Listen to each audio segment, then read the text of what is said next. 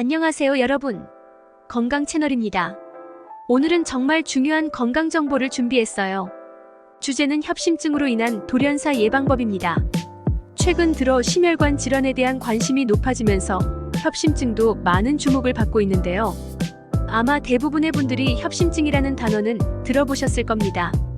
그런데 정확히 협심증이 무엇인지, 어떻게 발생하는지, 돌연사를 예방하려면 어떤 생활 습관을 가져야 하는지에 대해서는 잘 모르시는 분들도 많죠.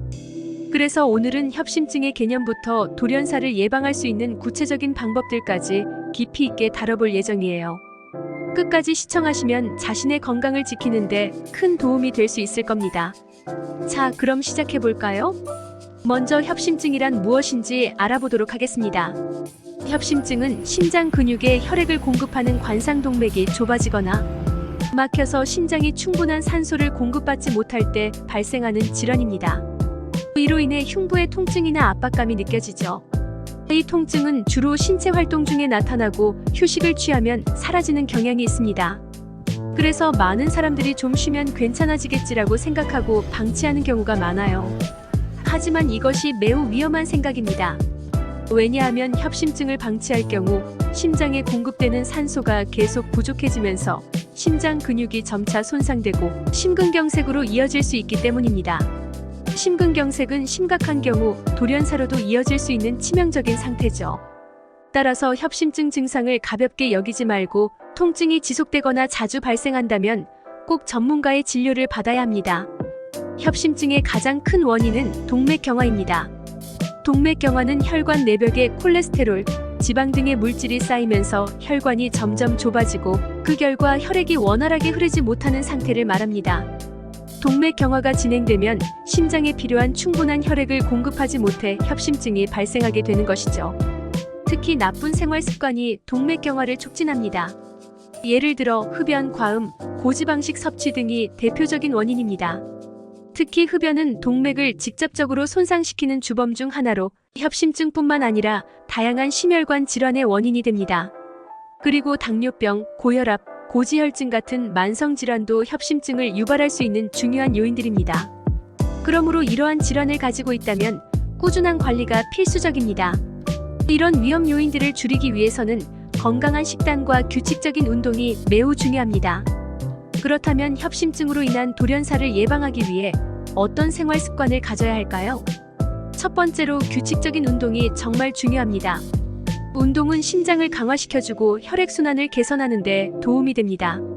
하지만 여기서 중요한 점은 무리하지 않는 적당한 강도의 운동을 하는 것입니다. 지나치게 격렬한 운동은 오히려 심장에 부담을 줄 수 있어요. 그래서 일주일에 35일 정도, 하루 30분에서 1시간 정도의 유산소 운동을 추천드립니다. 걷기, 자전거 타기, 수영 같은 운동이 좋습니다. 심장에 무리가 가지 않도록 점진적으로 운동 강도를 높이는 것이 핵심입니다. 또한 운동뿐만 아니라 스트레스 관리도 매우 중요합니다. 스트레스가 많을 경우 혈압이 상승하고 이는 심혈관계에 큰 부담을 줄 수 있기 때문이죠. 일상 속에서 스트레스를 적절히 해소하는 방법을 찾아보세요. 명상, 요가, 산책 등 스트레스를 풀 수 있는 여러 가지 방법들이 있습니다. 두 번째로 중요한 것은 식습관 개선입니다. 건강한 식단은 협심증 예방에 필수적입니다. 지방이 많이 포함된 음식, 특히 포화지방과 트랜스지방이 많은 음식은 혈관에 나쁜 영향을 주므로 피해야 합니다. 그 대신 과일, 채소, 생선, 통곡물 등을 중심으로 한 식단을 구성하는 것이 좋습니다. 특히 오메가-3 지방산이 풍부한 생선은 심혈관 건강을 크게 개선해 줄 수 있습니다. 고등어나 연어 같은 생선은 주기적으로 섭취하는 것이 좋습니다. 또한 식이섬유가 많은 음식들도 콜레스테롤을 낮추는 데 도움을 줍니다. 콜레스테롤이 혈관 내벽에 쌓이는 것을 막아주기 때문이죠. 고혈압 환자라면 염분 섭취를 줄이는 것도 매우 중요합니다. 과도한 염분은 혈압을 높이고 이는 곧 협심증을 비롯한 심혈관 질환의 위험을 증가시킬 수 있습니다. 따라서 가급적 염분을 적게 섭취하는 식습관을 유지하는 것이 필요합니다. 세 번째로는 정기적인 건강검진을 통해 자신의 건강 상태를 자주 확인하는 것입니다.